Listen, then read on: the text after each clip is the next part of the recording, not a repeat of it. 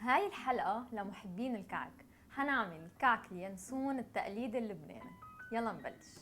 أول شي عندي بيضة على حرارة الأوضة، حأخفقها مع ربع كباية سكر أبيض ليصيروا ضعف حجمهم.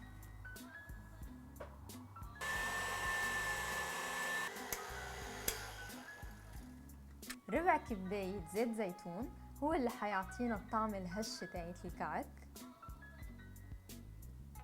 كباية وربع طحين، ملعقة ونص حليب بودرة، وملعقة صغيرة بيكنج باودر. حأخلطهم شوي.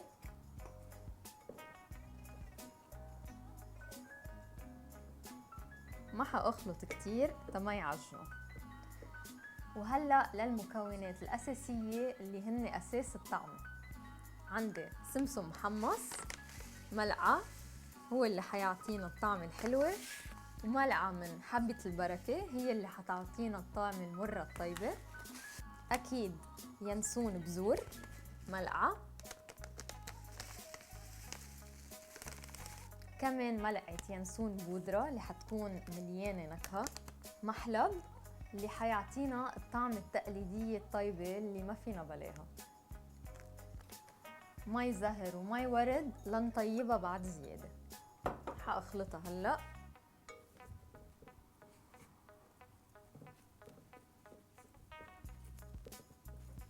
قبل ما تبلشوا بالأشكال، إذا شايفين العجينة بلشت تلزق زيدوا لها نقطة طحين. صار فيني بلش بالأشكال. حجيب الصينية تاعيتي وبلش. حفرجيكن الأشكال اللي أنا بحب أعملها.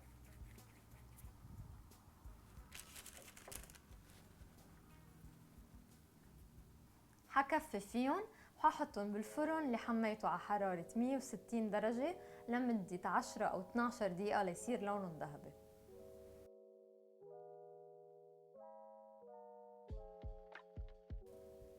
شفتوا ملا منظر؟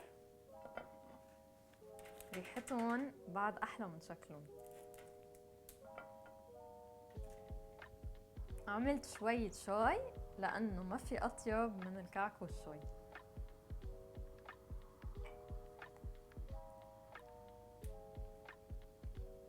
هشين وطرايا بنفس الوقت وطعمتهم بتعقد. بنصحكن تجربون وألف صحتين.